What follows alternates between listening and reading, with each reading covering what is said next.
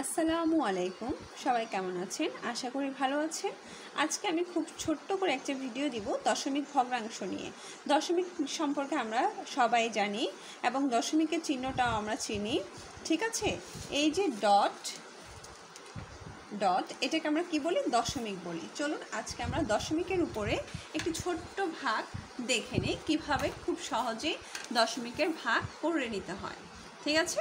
আচ্ছা, এটা হচ্ছে পঞ্চম শ্রেণীর অনুশীলনীর 7 খ থেকে নিয়েছে আমি দশমিকের চ্যাপ্টার, আর ভাগটা আমি দেখাচ্ছি। Let's go. খুব সহজে আমরা ভাগটা করব। আচ্ছা, আমার উদ্দীপকে কি আছে? 4.8। প্রথমে আমি দশমিক তুলব। দশমিক, এই যে দশমিক তুললাম, দশমিক তোলার নিয়ম হচ্ছে, জাস্ট আমি হুট করে তুলে দিলাম তা না। দশমিক তোলার নিয়ম হচ্ছে গুণ চিহ্ন দিতে হবে, দশমিকের জন্য একটা 1 বসাতে হবে এবং দশমিকের পরে যত ঘর থাকবে তত ঘর হিসেব করে ততটা আমার শূন্য দিতে হবে।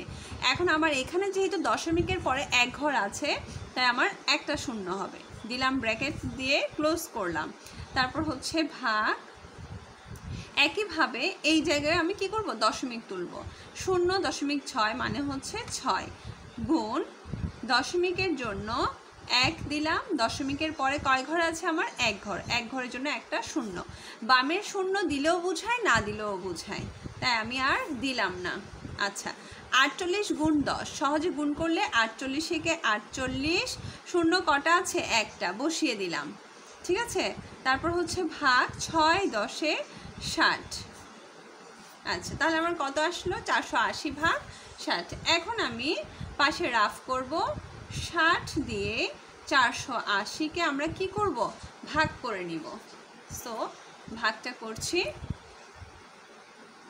আচ্ছা, 60 ভাগ 480, 6 8 48। আমরা জানি 6 8 48, তাহলে 8 বার দিলে 6 8 48, এই শূন্য বসিয়ে দিলাম, অর্থাৎ 60কে 8 বার দিলে আমরা 480 পাই। তাহলে আমার ভাগফল কত? 8। সুতরাং নির্ণেয় ভাগফল 8। ওকে, দ্যাটস ইট। একদম ইজি।